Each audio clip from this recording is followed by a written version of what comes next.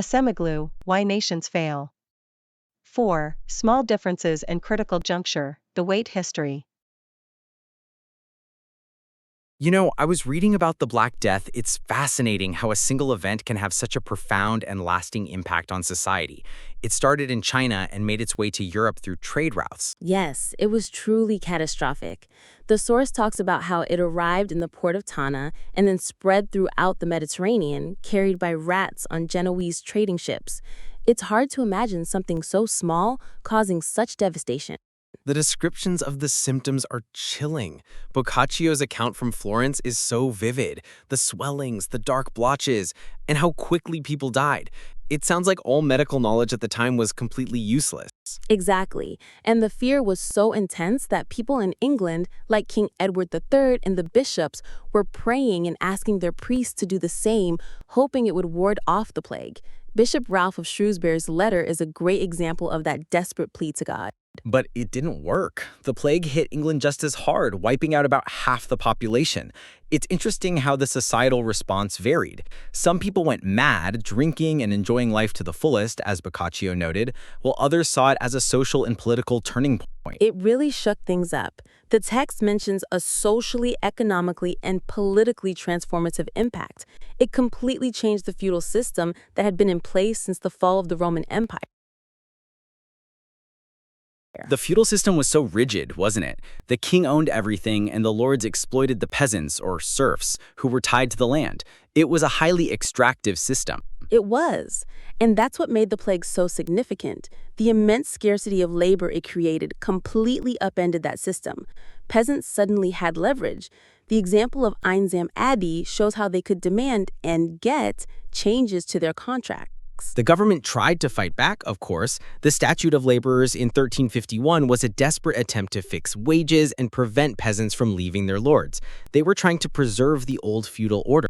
But it was a losing battle. The power dynamic had shifted too much. The peasants had the numbers and the bargaining power.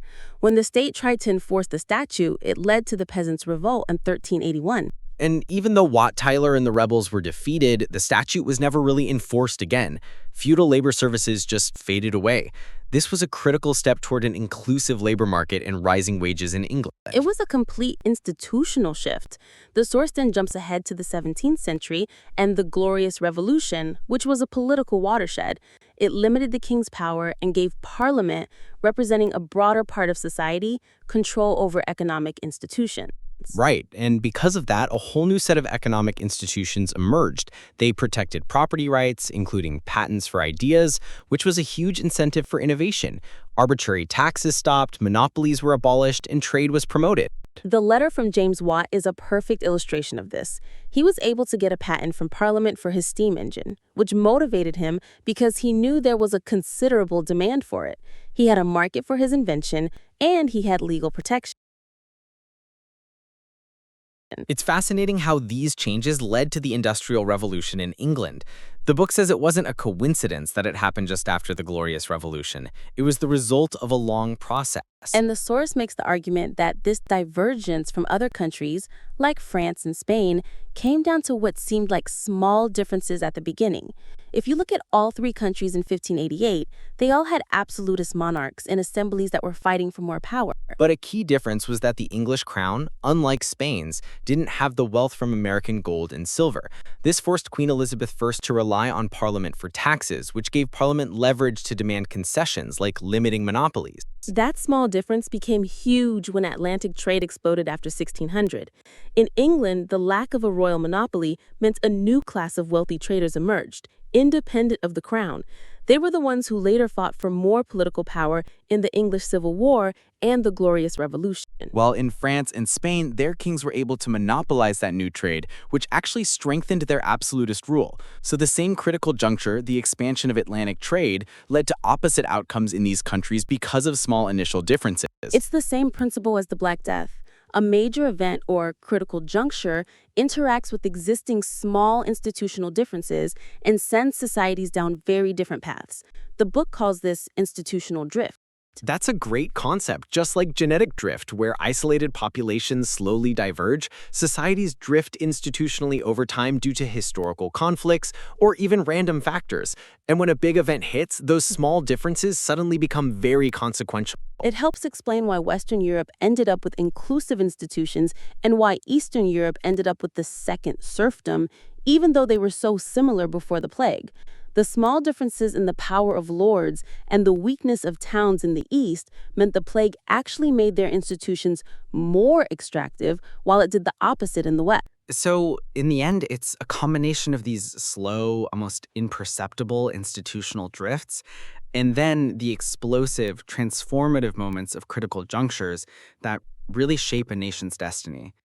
It seems to be the core argument of the source. The past isn't just a linear progression, it's a series of forks in the road where small differences lead to vastly different futures. I've been thinking about what we discussed earlier, the idea of critical junctures. The source really emphasizes that the outcome of these moments isn't predetermined. It's contingent. It depends on who wins, who forms coalitions, and who leads effectively. That's right. It's not about historical inevitability. The English Glorious Revolution is a perfect example.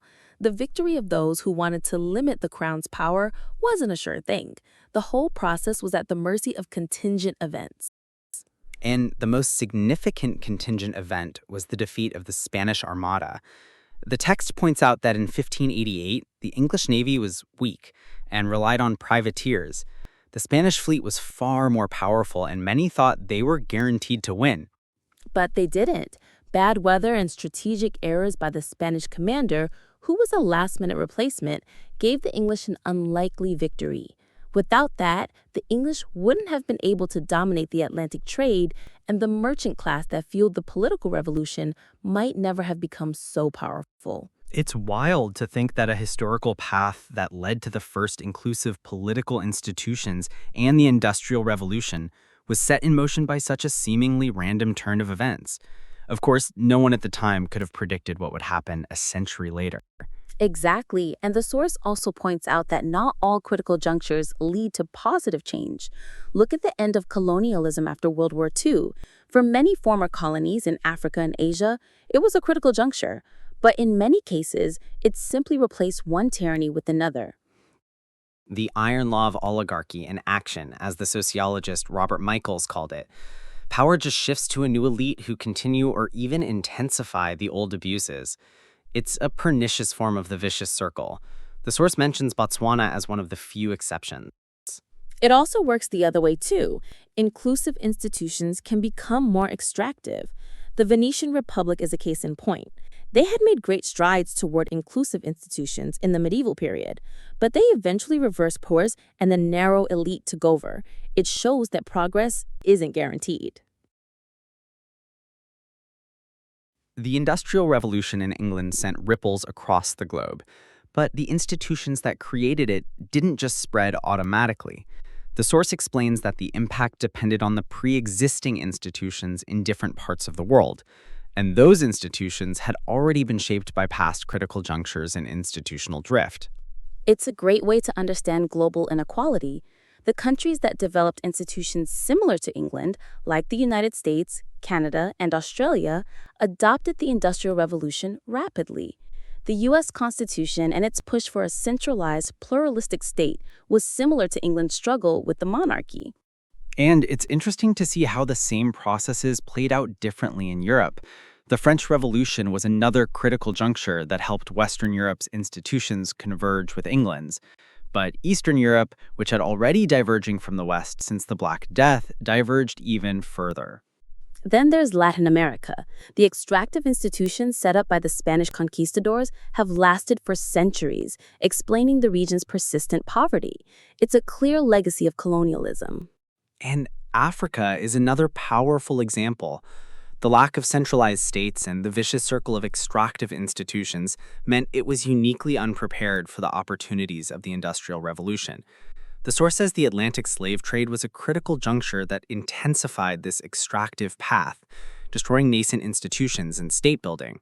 The discovery of the Americas was a critical juncture that helped England's inclusive institutions grow stronger, but for Africa, it made their institutions even more extractive. It's a tragic example of how the same event can have completely opposite effects depending on the starting point. The source also brings up China and India. Both had strong absolutist states and institutions that hindered development.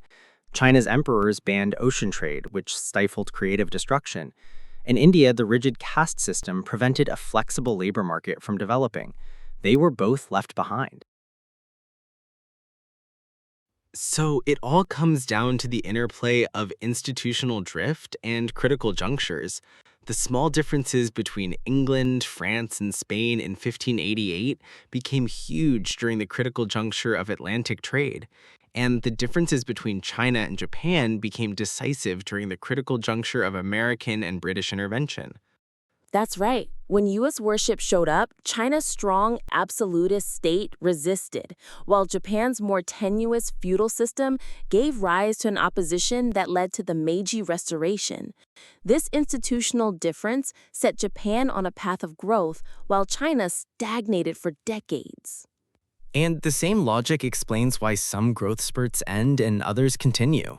If the growth is based on extractive institutions, it's bound to hit a wall. The Soviet Union and Argentina are good examples of that. Ultimately, the theory is a powerful one. It moves beyond geography, culture, or ignorance as explanations for poverty and prosperity. It shows that history isn't just a straight line, it's a series of contingent events that interact with existing institutions. It gives me a new perspective on development. It's not about finding a magic bullet, but about understanding the unique institutional histories of nations. And it also suggests that even with the weight of history, change is possible. The story of Botswana and Seretse Khama shows that a combination of a favorable institutional past and a leader's character can still break the mold. It's a powerful and hopeful message.